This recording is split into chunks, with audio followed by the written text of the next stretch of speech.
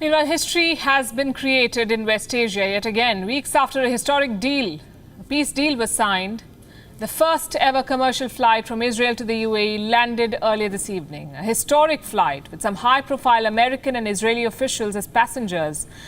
The gesture may be symbolic, but it sets the tone for the future course of normalization of ties between Jerusalem and Abu Dhabi.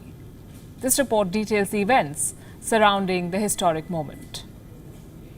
30th August, Jerusalem.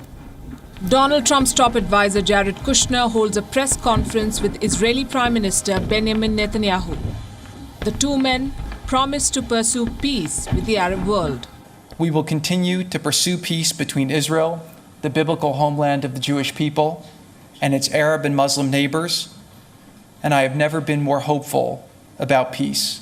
We're all thrilled by the pace, the swift pace of normalization between Israel and the U.A.E. The very next morning, the Ben Gurion Airport in Tel Aviv begins preparations for some high-profile check-ins. Airport officials are visibly excited, all set to make aviation history. Today we are making history, today we are living history. Today is the first direct flight from Tel Aviv to Abu Dhabi ever. It is the first major step after the announcement of a peace deal. Delegates from Israel and the US are about to take off for Abu Dhabi. A symbolic yet significant gesture in the normalization of ties between the two sides. The distinguished passengers stop for a photo op on the tarmac. Leading the Israeli delegation is the country's national security advisor, Meir Ben-Shabbat. And leading the American delegation is Donald Trump's son-in-law himself, Jared Kushner. I prayed yesterday at the wall that Muslims and Arabs from throughout the world will be watching this flight, recognizing that we are all children of God and that the future does not have to be predetermined by the past.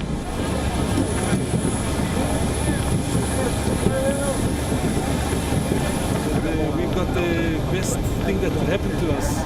The delegates board the flight, an Israeli El Al airliner about to fly over the Saudi airspace all the way to the United Arab Emirates. The captain greets the passengers on this historic flight in 3 different languages. Another step towards regional peace. Ladies and gentlemen, shalom and welcome on board the long flight from Tel Aviv to Abu Dhabi. This is Captain Caldeca speaking. For the very first time, Israeli registered aircraft will fly Saudi Arabia. At around 4 p.m. Gulf Standard Time, the flight lands in Abu Dhabi. The delegates receive a warm welcome from Emirati officials. And Jared Kushner makes another statement calling for peace. For the last 3.5 years that I've been working on different issues in the Middle East, there's been a lot of sense of hopelessness. The last decades we've had conflict and war and division. And what happened here was 3 great leaders came together and they started writing the script for a new Middle East. This 3-hour-long flight has taken more than 70 years to make. It marks a new turning point in Israel's relations with the Arab world. There are big prizes for all the 3 players. For Israel, this may lead to regional recognition of the Jewish state by other Arab countries.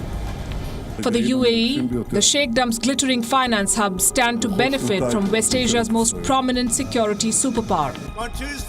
And for America, Donald Trump, a president under pressure, will showcase a historic peace deal in West Asia. Bureau Report, WION, World is One.